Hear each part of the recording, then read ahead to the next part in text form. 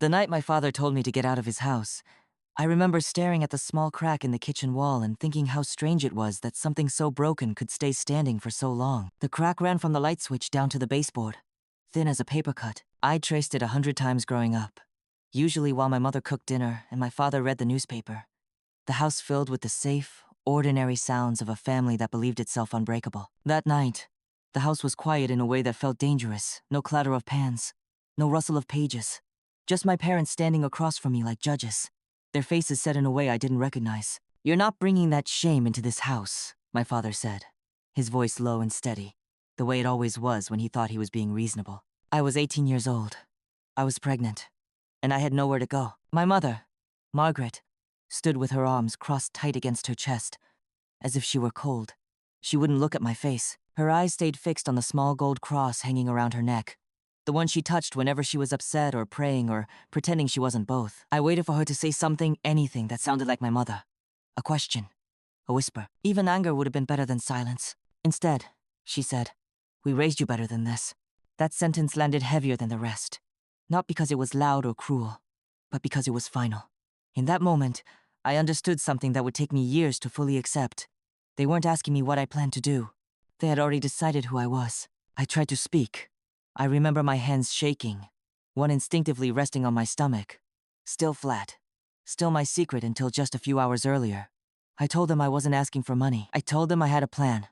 I told them I was scared. My father opened the back door. The night air rushed in, sharp and cold, carrying the smell of wet grass and the neighbor's cigarette smoke. He held the door open like this was a transaction, not a severing. "You made an adult decision," he said. "Now live with it." I packed one duffel bag. Clothes, my old alarm clock, a picture of me at 10 years old standing between my parents at the county fair. My mother watched from the hallway. She didn't cry. She didn't hug me. She didn't stop me. When I stepped onto the porch, the light behind me went off. That was the sound of my old life ending. Not a slam, not a scream, just a click. For a long time after that, I believed survival was the same thing as living. I learned quickly that it wasn't. The first place I stayed was my friend Jenna's couch. Her apartment smelled like burnt coffee and cheap vanilla candles. And every night I lay awake listening to the pipes knock in the walls, counting my breaths and telling myself I wouldn't cry until morning. Jenna was kind in the way young people are kind when they don't know how long kindness will be required. She shared her food, gave me space, avoided the subject altogether. I found a receptionist job at a small medical clinic 2 bus rides away. The sign out front was sun-faded, the paint peeling just enough to suggest neglect but not failure. I wore my best blouse every day and practiced smiling in the bathroom mirror before my shift, pressing my lips together until they didn't tremble. Dr. Evans ran the clinic. He was in his late 50s, with graying hair and a habit of listening to people, without interrupting them. The first time he noticed I was pregnant, he didn't comment. He just asked if I needed a chair behind the desk instead of standing all day. That small mercy mattered more than he knew. My days became a rhythm of phone calls, appointment cards, and paperwork. The clinic smelled faintly of antiseptic and lavender hand soap. I learned the names of regular patients, which ones needed reminders, which ones liked to talk. I learned how to keep my voice calm even when my insides felt like they were unraveling. At night, I studied. Community college brochures stacked beside Jenna's couch, highlighters bleeding through notebook pages. I ate ramen and peanut butter sandwiches and told myself this was temporary, that everything was temporary if you worked hard enough. When Noah was born, the world narrowed to the sound of his breathing. The hospital room was dim, the machines humming softly, and when the nurse placed him in my arms, something inside me locked into place. He was small, warm, impossibly real. His fingers curled around mine like he knew me, like he trusted me already. "I won't fail you," I whispered to him, my voice hoarse and unsteady. I didn't know how I would keep that promise. I just knew I had to. The early years were a blur of exhaustion and determination. I moved into a small one-bedroom apartment that smelled like old carpet and cleaning solution. Noah slept in a crib beside my bed. I learned to measure my life in ounces of formula, in hours of sleep stolen between shifts, in the quiet pride of paying bills on time. Dr. Evans noticed my work ethic before I did. One afternoon, as I filed insurance forms with aching wrists, he leaned against the counter and said, "Have you ever thought about moving into administration?" I laughed before I could stop myself. It sounded too big, too distant, like a life meant for someone else. "I don't have the degree," I said. "You have the discipline," he replied. "Degrees can be earned." That was the first door that opened after so many had been shut. Years passed. Slowly, deliberately, I moved from receptionist to billing assistant. then into the finance office at Sterling Medical Group with Dr. Evans' recommendation folded neatly into my resume like a quiet prayer. I studied at night after Noah fell asleep, the glow of my laptop reflecting off his bedroom door. I learned spreadsheets and policies and how to speak in meetings without apologizing for taking up space. Noah grew into himself curious, thoughtful, secure in a way that surprised people who didn't know our story.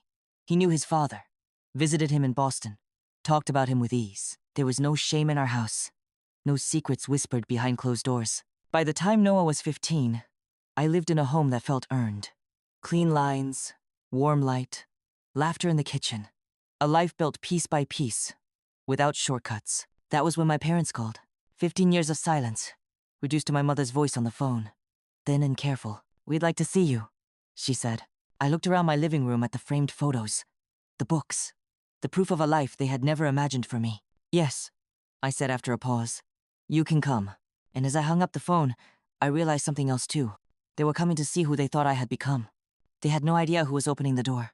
In the days before my parents arrived, I found myself noticing details I'd long taken for granted. The way sunlight moved across the hardwood floors in the afternoon. The low, steady hum of the refrigerator. The soft scuff marks near the entryway, where Noah kicked off his shoes every day without thinking. These weren't just signs of a comfortable home, they were evidence of endurance, of choices made and paid for in full. I didn't redecorate or hide anything. I didn't rehearse speeches in the mirror. Still, at night, when the house went quiet, memories came back uninvited. My father's steady hand on the back door, my mother's silence, the way cold air felt against my skin that night. Like the world had decided I no longer belonged inside it. Noah noticed the shift in me before I said anything. "Are you okay?" he asked one evening as we cleared the dinner dishes. He was tall now, taller than me, with his father's posture and my eyes. There was an ease about him that came from being loved without conditions. "My parents are coming to visit," I said, keeping my tone light. He paused, plate in hand. "Your parents? Like, your parents? Parents?" I smiled despite myself. "Those would be the ones." He nodded slowly, processing. He'd heard pieces over the years, not bitterness, not blame, just facts offered gently, when he was old enough to ask. He knew they hadn't been there. He knew why. "Do you want them to come?" he asked. The question surprised me with its directness. "I think I'm ready," I said after a moment. And it was true. Not because I needed closure, but because I no longer needed protection. The morning they arrived, I woke early. Not from nerves exactly, but from habit, the same habit that had carried me through sleepless nights and early shifts. I brewed coffee and stood by the kitchen window, watching the street wake up. When I heard the doorbell, my heart didn't race. It simply beat. I opened the door and found them standing there with the same posture they'd always had my father straight-backed, my mother holding her purse like a shield. They'd aged, of course. More gray, more lines, but the familiarity hit me all the same. Like a song I hadn't heard in years, but still knew by heart. "Chloe," my mother said. She reached out, hesitated, then let her hand fall back to her side. "Mom," I replied. "Dad." They stepped inside slowly, their eyes moving over the space. I could almost hear the calculations forming in their minds. The size of the entryway, the artwork, the absence of clutter. This wasn't what they'd expected. My father cleared his throat. "You've done well for yourself." It wasn't praise. It was surprise. "Come in," I said, gesturing toward the living room. "You must be tired from the drive." We sat. The air felt thick with unsaid things. My mother smoothed the fabric of the couch cushion, as if testing its reality. "This is a beautiful home," she said quietly. "Thank you," I replied. Noah came down the stairs then, drawn by voices. He stopped when he saw them, his gaze curious but steady. "Hey," he said. "You must be my grandparents." The word landed between us, soft but heavy. My mother's eyes filled instantly. You're Noah." "That's me," he said with a small smile. "I've heard about you." Something in my father's expression tightened. He stood, extending his hand. "I'm Robert." Noah shook it firmly. "Nice to meet you." They talked then about school, about his interests. Noah answered with the easy confidence of someone who had never doubted his worth. He spoke about his father in Boston, about summers spent there, about plans for college. I watched my parents listen, their assumptions unraveling with each sentence. Lunch passed politely. Too politely. We circled the truth like something fragile, afraid it might shatter if touched. Finally, my father set down his fork. "We worried about you," he said. "All those years." I met his eyes. You never called. My mother looked down at her hands. We didn't know how. I did, I said gently. I knew how to reach you.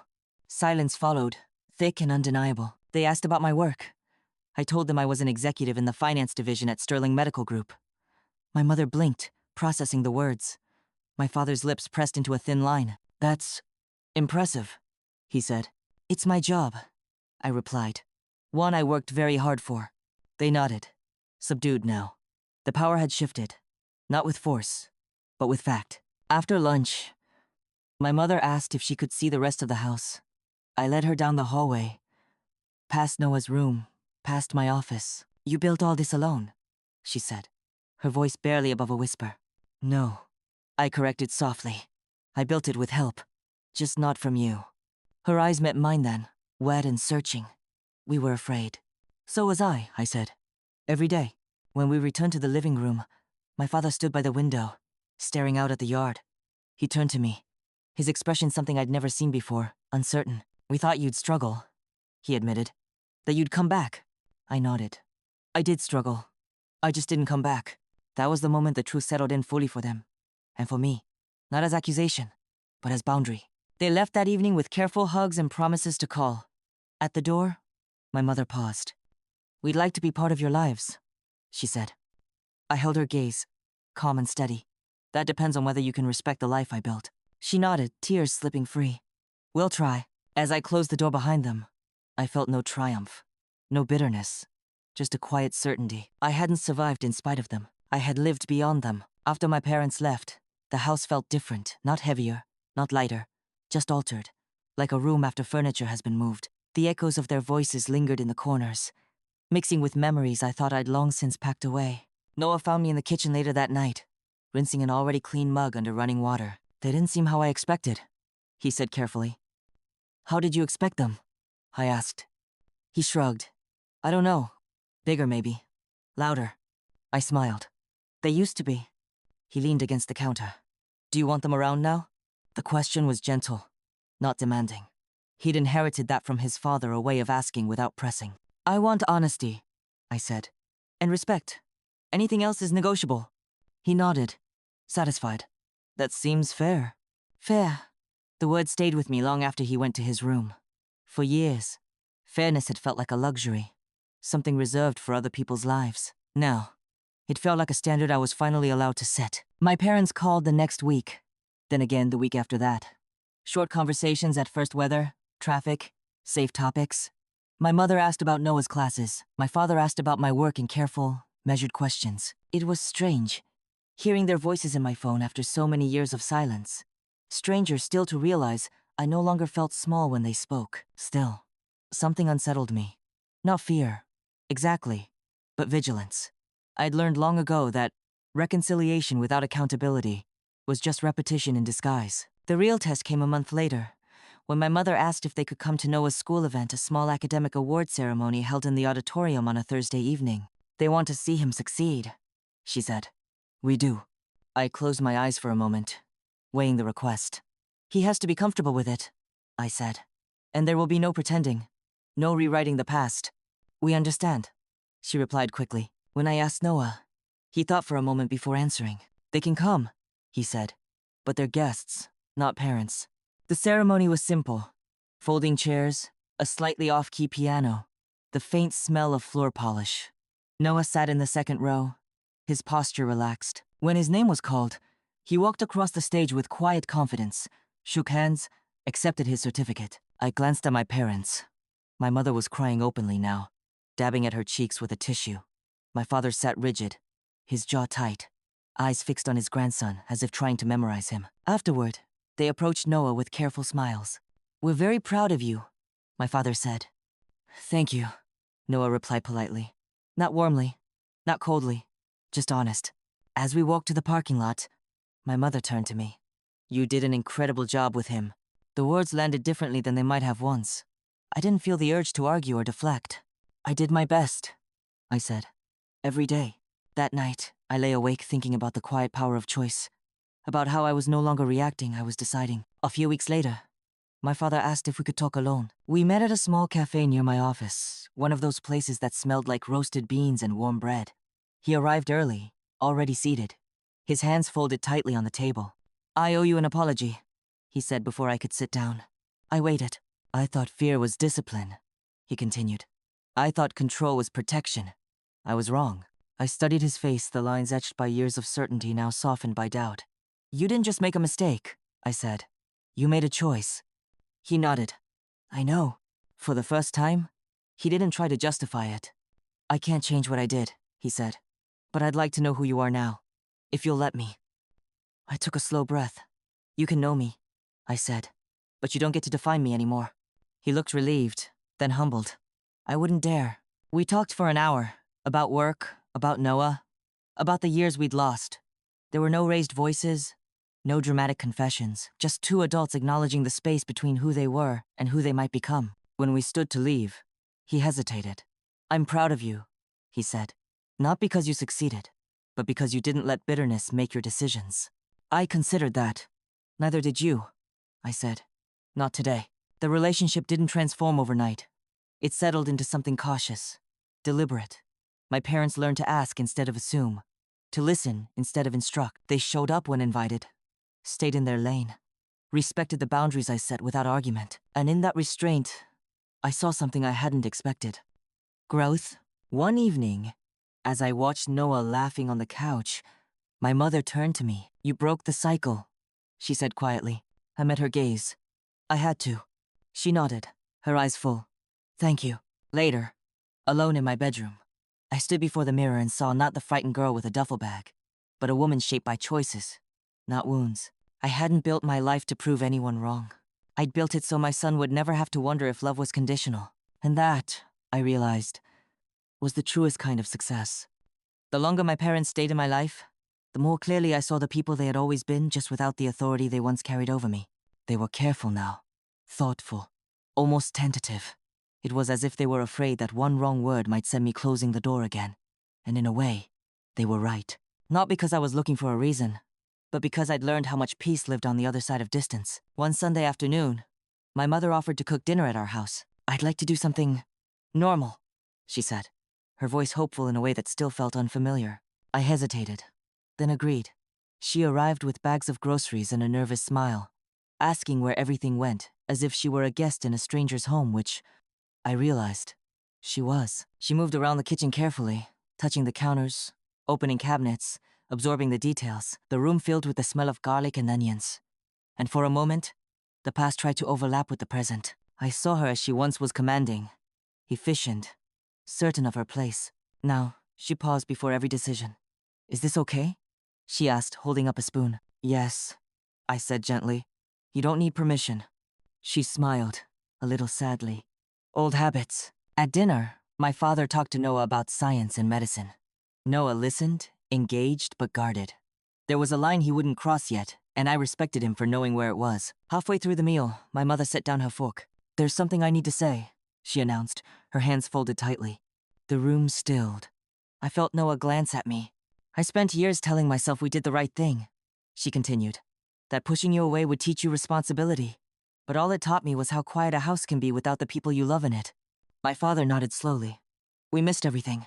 I didn't rush to comfort them. Their grief belonged to them." "I don't want forgiveness I haven't earned," my mother said. "I just want you to know we see it now." I leaned back in my chair, considering her words. "Seeing it is a start," I said. "But respect is a practice, not a promise." She nodded. "I understand." After they left, Noah helped me clear the table. "They're trying," he said. "Yes," I replied. "And trying matters, but consistency matters more." Months passed. Holidays came and went, reshaped but not ruined. My parents learned to accept invitations instead of making demands. They learned Noah had a life that didn't orbit them. They learned that love, when it returns after absence, must do so quietly. One afternoon, I received a call from Sterling Medical Group. A promotion. A significant one. When I told my parents later that week, my father smiled with unmistakable pride. "You earned that?" he said. I met his eyes. "I know." That night, after everyone had gone home, I sat in my office and let the weight of it all settle. The career, the family I'd built, the fragile but growing bridge to the people who once turned me away. I thought about the girl I'd been at 18, standing on the porch with a duffel bag and a future that felt like a threat. I wished I could tell her what I knew now, that fear doesn't get the final word unless you let it. The next test came quietly, the way the hardest ones often do. My mother called one evening, her voice strained. "Your father's been unwell," she said. "Nothing serious, but he asked for you." I drove over after work, my stomach tight with old reflexes. Their house looked smaller than I remembered. The crack in the kitchen wall was still there, only wider now. My father sat at the table, pale but alert. He reached for my hand when I entered, something he'd never done before. "I wanted to apologize again," he said softly. "Not because I'm afraid, but because I understand." I squeezed his hand. "Rest," I said. "We can talk later." As I left that night, I realized something profound. I was no longer seeking their approval. I was offering them my presence, and that was a gift. My father recovered quickly, but something about that visit shifted the balance between us. When you watch someone who once held all the power sit quietly in a chair, grateful just for company, it rearranges the past. Not by erasing it, but by placing it where it belongs. Behind you. In the weeks that followed, my parents became more visible in our lives. Not intrusive. Present. They attended Noah's games and school meetings when invited. They listened more than they spoke. My mother stopped offering advice unless asked. My father learned to laugh at Noah's dry humor without trying to outdo it. And still, I stayed attentive. Healing doesn't mean forgetting the shape of old wounds. It means knowing where they are so you don't reopen them by accident. The moment that tested everything came on a quiet Saturday afternoon. We were gathered in my living room, coffee cups on the table, sunlight spilling across the rug. Noah had stepped out to meet a friend. My parents and I sat together, the air comfortable enough to invite honesty. My mother reached into her purse and pulled out an envelope. "We've been doing some thinking," she said, sliding it toward me. I didn't touch it right away. "We want to help Noah," my father added. "For college, or whatever he chooses." I felt my chest tighten, not with gratitude, but with caution. "There are no conditions," my mother said quickly. "No expectations. We just want to contribute." I looked at the envelope. Money had always been a loaded subject with them. In the past, it had been leverage, control disguised as generosity. "I appreciate the offer," I said slowly, "but I need to be clear about something." They both nodded. "Noah will not owe you access, or obedience, or gratitude beyond a thank you." My father met my gaze. "Agreed. And if he chooses a path you don't understand," I continued, "you will support him, or you will step back." My mother's voice wavered. "We know what it's like to lose a child by being rigid." That acknowledgement mattered more than the check ever could. I took the envelope not as surrender, but as trust cautiously extended. That evening, I told Noah everything.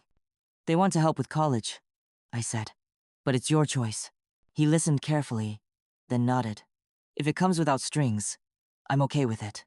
"It does," I said. "Or it doesn't come at all." He smiled. "You always make things simple." I laughed softly. "I make them honest." As Noah prepared for his future, I found myself reflecting more often on the shape of my own journey. How much of it had been forged in quiet moments no one ever saw.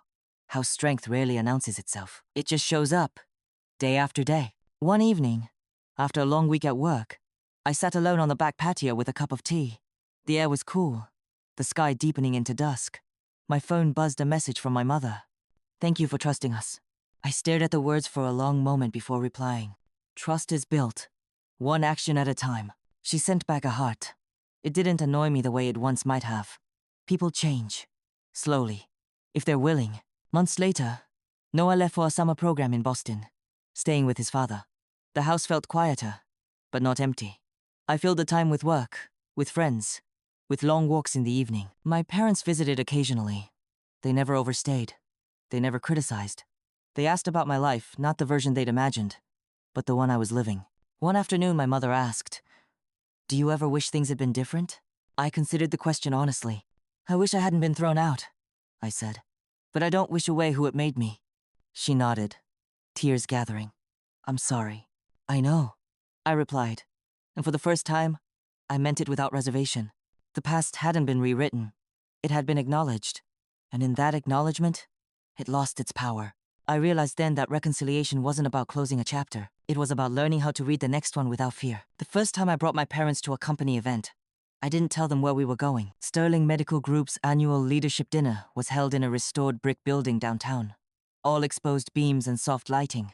The kind of place that spoke quietly of success without needing to announce it. I arrived early, dressed in a simple black dress, my hair pulled back, My posture relaxed. This wasn't armor. It was comfort. My parents arrived a few minutes later. My mother stopped just inside the entrance, her eyes scanning the room. "This is impressive," she said. "It's just work," I replied, smiling. As we were seated, colleagues approached, greeting me warmly. There were introductions: executive director, finance lead, board member. Titles floated through the air like facts, not trophies. I watched my parents absorb it all, not with envy, with recalibration. At one point, my father leaned toward me. "You command respect," he said quietly. "I learned how to," I replied. Midway through the evening, my name was called. A brief acknowledgement for leading a successful merger, for steady leadership during a difficult year. Polite applause. Nothing dramatic, but I felt my mother's hand tremble against mine. On the drive home, she stared out the window. "We thought success would make you hard," she said finally. "It made me clear," I replied. The next test came sooner than expected. A distant cousin reached out after hearing about my parents' renewed contact with me. She wanted to reconnect, to share stories, to reframe the past with humor. When she mentioned, casually, that my parents had done what they had to do back then, something in me went still. I declined the invitation. When my parents asked why, I told them plainly, "I won't participate in narratives that excuse what happened," I said. "You don't have to punish yourselves forever, but you don't get to sanitize it either." My father nodded slowly. "That's fair." It was then I realized the public consequence wasn't humiliation or exposure. It was honesty. Not everyone needed to know the details of our story, but no one was allowed to rewrite it. At Noah's graduation the following year, my parents sat 2 rows behind me. When his name was called, I felt the familiar swell of pride. Noah crossed the stage, diploma in hand, smiling with the ease of someone who knew exactly where he belonged. Afterward, my father turned to me. "You didn't just raise him," he said. "You rooted him." I looked at Noah laughing with friends, at the life unfolding before him. That was the goal. That evening, as we gathered for a small celebration at home, my parents stayed mostly to the side, content to observe. They didn't insert themselves into photos. They waited to be invited into conversations. Respect, I'd learned, was often visible in restraint. Later, as they prepared to leave, my mother paused at the door. "You don't owe us anything," she said. "I know," I replied. She smiled, relieved. "We're grateful anyway." After they left, I stood alone in the quiet house, the echoes of laughter fading into memory. I thought about how different this ending could have been, how easily it might have tipped into resentment or control or unresolved anger. But it hadn't, because I hadn't needed them to understand my worth in order to live it. The final realization came one ordinary morning. I was making coffee when I caught my reflection in the window, older, steadier, unmistakably at home in my own life. I thought about the 18-year-old girl who had been told to leave, about the long road that followed, about the doors that closed, and the ones I built myself. And I understood something at last. My parents hadn't returned to rescue me. They had returned to witness me, and that was enough. Healing doesn't announce itself. It settles in quietly, the way morning light finds its way into a room you've slept in for years without noticing the windows. By the time Noah left for college that fall, the house had learned how to hold silence without feeling abandoned. His room stayed just as he left it, neat, intentional, ready. I didn't rush to fill the space. I let it breathe. My parents came over one Sunday afternoon with a small box. "We found these," my mother said, placing it on the table. "We didn't know if you'd want them." Inside were old photographs, school pictures, birthday snapshots, a few images of me as a child, grinning at the camera, unaware of how conditional that smile would one day become. I flipped through them slowly. "I'll keep them," I said. "Thank you." My father nodded, relieved. He seemed to understand that the offering wasn't about nostalgia. It was about acknowledgement. That winter, Noah called often. He talked about classes, about his roommates, about the strange thrill of building a life away from home. He sounded grounded, happy. One night, after we hung up, my mother turned to me. "You did something we couldn't," she said. "You trusted without control." I didn't answer right away. "Trust grows when it's allowed to," I said finally, "not when it's demanded." She nodded, absorbing it. The seasons turned. Work remained demanding but fulfilling. I mentored younger women at the office, some of them mothers, some of them just beginning to understand how fragile independence can be. I told them the truth, not the polished version. "It will be hard," I said, "but it will also be yours." My parents and I settled into something steady, not close in the way movies portray, but honest, respectful, real. Then one afternoon, my father said something that surprised me. "If you ever want to talk about that night, he said quietly. I'm here. I met his gaze. I've already made peace with it. He nodded. I know. I just wanted you to know I have too. That was when I realized forgiveness didn't always look like a conversation. Sometimes it looked like release. On Noah's first break home, we hosted a small dinner. Friends, laughter, warmth. My parents sat at the table, not at the head. They didn't claim space. They shared it. At one point, Noah raised his glass. To my mom, he said, for choosing courage every day. The room grew quiet. My parents watched me with something like awe. I swallowed hard. To family, I replied, the kind we build. Later that night, after everyone had gone, I sat on the edge of my bed and let myself feel it all. Not sadness, not triumph. Completion. The girl who had left with a duffel bag no longer needed to be defended. She had grown into someone who knew her worth without needing witnesses. And yet, here they were, witnesses at last. I thought about how many times I'd been tempted to let anger lead. How often it would have been easier to shut the door permanently. There is strength in that choice too. But there is also strength in discernment. Letting people in not because they deserve it, but because you have decided you are strong enough to define the terms. That, I realized, was the lesson I hoped Noah would carry with him. Love doesn't require self-erasure. Respect doesn't arrive with regret alone. And success isn't the absence of pain. It's the presence of peace. There are nights now when I sit in my quiet living room. The lights low, the world finally still. And I think about how many lives begin at the moment someone tells you that you are no longer welcome. For a long time, I believed being cast out meant being diminished.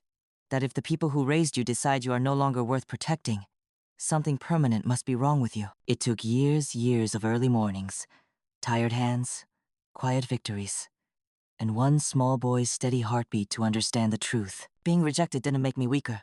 It made me responsible for myself. My parents didn't come back into my life because I needed them. They came back because I no longer did. And that difference changed everything. It allowed me to meet them as equals, not as a daughter begging to be seen, not as a child waiting to be forgiven, but as a woman who had already built a home, a family, and a sense of peace no one could take from her. If there's one thing I hope you carry with you from my story, it's this. You are allowed to outgrow the people who hurt you, and if they ever find their way back, you are allowed to decide what that reunion looks like. Boundaries are not punishment. Distance is not bitterness. And forgiveness does not mean surrendering your dignity. So I'll leave you with this question. The one I still return to on quiet evenings like this. If the people who once turned their backs on you knocked on your door today, who would they meet? Thank you for sitting with me and listening to my story. If it spoke to you, if you've lived something like it, I'd love to hear your thoughts. Share them in the comments. And if you want more stories like this, stories about resilience, family, and finding your voice, consider subscribing and supporting the channel. Until next time, take care of yourself.